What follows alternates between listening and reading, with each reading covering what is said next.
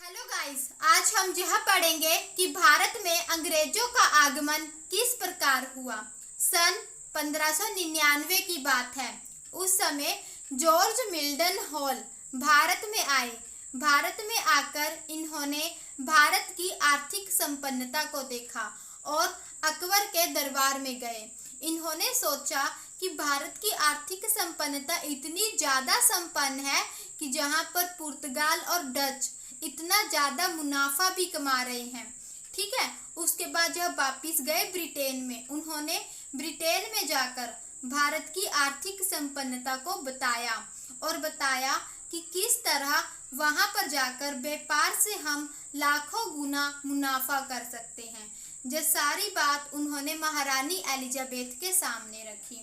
Elizabeth से कहा कि हमें अनुमति दो, हम भी भारत जाकर व्यापार करेंगे। तो महारानी एलिजाबेथ ने अनुमति देनी चाहिए। उसके बाद 217 व्यापारियों ने मिलकर एक कंपनी की स्थापना की। उस कंपनी में एज अ हिस्सेदार कौन बनी? महारानी एलिजाबेथ। उसके बाद 31 दिसंबर 1600 ईस्वी को महारानी एलिजाबेथ ने एक शाही फरमान जारी किया कि जो कंपनी बनी थी वह 15 वर्षों के लिए व्यापार करने जाएगी। कहाँ पर? भारत में। उस कंपनी का नाम क्या था? Governor and company of merchant London trading into the east Indies, यह कंपनी का नाम था।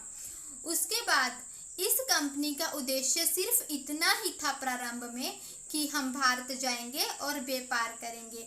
यह कोई लड़ने के उद्देश्य से भारत में नहीं आई थी। इसका कोई राजनीतिक, व्यापारिक, धार्मिक रूप से पूरे भारत पर कब्जा करना यह उद्देश्य नहीं था। लेकिन हम आगे चलकर देखेंगे कि किस तरह अंग्रेजों ने हमारे पूरे भारत पर कंट्रोल किया इन 3 प्रेसिडेंसियों के माध्यम से। मद्रास, बम्बई, कलकत्ता, इन 3 प्रेसिडेंसियों के माध्यम से अंग्रेजों ने पूरे भारत पर कंट्रोल कर लिया।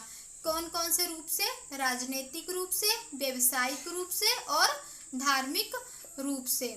1600 ईस्वी में हम देखेंगे कि भारत की स्थिति क्या थी। उस समय जैसा कि हम जानते हैं कि पुर्तगाल आ चुके थे, डच आ चुके थे। पुर्तगालियों ने हिंद महासागर पर कब्जा करा हुआ था और डच इंडोनेशिया में व्यापार कर रहे थे। और केंद्रीय सत्ता किसके पास थी? अकबर के पास थी। अकबर के समकालीन ब्रिटेन की महारानी थी एलिजाबेथ प्रथम। लेकिन अकबर की मृत्यु हो जाती है 1605 में और 1608 में एलिजाबेथ प्रथम यानी कि ब्रिटेन वाले, ठीक है, कंपनी के लोग अकबर के दरबार में अपना दूध बेचते हैं। उस दूध का नाम था कैप्टन हॉकिंस, जह बहुत सी भाषाओं का ज्ञाता था। तुर्की का बहुत अच्छा जानकार था। इसे तुर्की, फारसी, अंग्रेजी बहुत सी भाषाएं आती थी। आकर इसे पता चला कि वहाँ जहाँ पर अकबर नहीं बल्कि जहांगीर है राजा, ठीक है।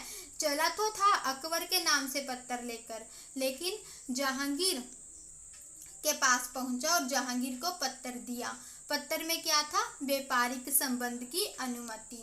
इसका व्यवहार इतना अच्छा था कि जहांगीर खुश हो गया। खुश होकर जहांगीर ने कैप्टन हॉकिंस को इंग्लिश खान की उपाधि दी और पत्थर में व्यापारिक संबंध की अनुमति थी तो इसने अनुमति और मांगी सूरत में फैक्ट्री लगाने की। लेकिन पुर्तगाली वायसराय अलेक्सियो डी मेसेस के दबाव के कारण उसे अपना फैसला रद्द करना पड़ा। किसे? जहांगीर को। अनुमति तो मिल गई थी लेकिन जहांगीर ने अलेक्सियो डी मेसेस के दबाव के कारण अपना फैसला रद्द किया। 1611 ईस्वी में इस तरह मसूलीपट्टनम में अपनी कोठी इन्होंने स्थापित कर ली थी और 1611-12 में सवाली का युद्ध हुआ। किस किस के बीच में? अंग्रेज और पुर्तगालियों के बीच में। इस युद्ध में पुर्तगाल हारे और अंग्रेज जीत गए और इस युद्ध द्वारा फिर क्या हुआ? पुर्तगालियों से सूरत छीन लिया गया। जब सूरत छीन लिया गया तो सूरत इनका हुआ, मतलब इन्होंने फैक्ट्री बनकर तैयार कर ली। किसके नेतृत्व में? थॉमस एल्डवर्थ के नेतृत्व में। कब की? 1613 में। सूरत के भड़ोच, गुजरात के अहमदाबाद, यूपी के आगरा में फैक्ट्री बनाने की अनुमति कैप्टन हॉकिंस ने ही ली थी। अब क्वेश्चन आता है एक कि कैप्टन हॉकिंस जब भारत आया था तो किस जहाज से आया था? हेक्टर नामक जहाज से भारत आया था। जहांगीर ने इसको मनसबदार बनाया, 400 का मनसब और जागीर दे दी थी। ठीक है, जो हम मनसबदारी प्रथा किसने शुरू की थी? अकबर ने। कब की थी? 1575 ईस्वी में। उसके बाद सर टॉमस रो जहांगीर के दरबार में आता है 1615 ईस्वी में। यह भी व्यापारिक छूट प्राप्त करने के उद्देश्य से ही आता है। इसने जहांगीर से सूरत में जो फैक्ट्री इन्होंने स्थापित की थी, ठीक है, उसको क्या किया था? एक वैधानिक मान्यता प्राप्त होनी चाहिए, इस उद्देश्य से अनुमति प्राप्त कर ली थी। 1623 तक इनकी स्थितियां बहुत ही ज्यादा मजबूत हो चुकी थी। इन्होंने सूरत को क्या किया? फिर सभी फैक्ट्रियों का मुख्यालय बना दिया। 1632 ईस्वी की बात है। गोलकुंडा के शासक से इन्होंने शाही फरमान लिया। कौन सा शाही फरमान दिया गोलकुंडा के शासक ने? 500 पैगोडा इनको देने पड़ेंगे और यह गोलकुंडा में कहीं भी मुक्त व्यापार कर सकते हैं। पैगोडा का अर्थ है सोने के सिक्के। ठीक है, फिर उसके बाद 1639 ईस्वी में चंद्रगिरी के राजा कौन था? दरमेला वेंकटाप्पा। इसने अंग्रेजों को मद्रास पट्टे पर दे दिया। ठीक है, फिर अंग्रेजों ने क्या किया? मद्रास में फोर्ट सेंट जॉर्ज का निर्माण करवाया। और मद्रास का संस्थापक किसे कहा जाता है? फ्रांसिस ड्रेको, जो परीक्षा की दृष्टि से इम्पोर्टेंट क्वेश्चन है। 1651 ईस्वी में अंग्रेज डॉक्टर बैटन द्वारा शाह शुजा के हरम की एक महिला का उपचार किया गया। फिर शाह शुजा ने क्या किया? 3000 रुपए कर दो और बंगाल में कहीं पर भी व्यापार करो, कोई टैक्स नहीं लिया जाएगा। ठीक है, लेकिन इनको 3000 रुपए वार्षिक राशि शाह शुजा को देनी पड़ेगी।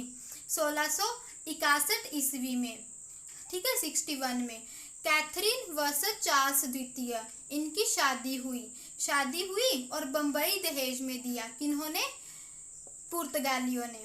ठीक है, फिर 1668 ईस्वी में 10 पाउंड के वार्षिक किराए पर चार्ल्स द्वितीय ने ईस्ट इंडिया कंपनी को दे दिया। क्या दे दिया?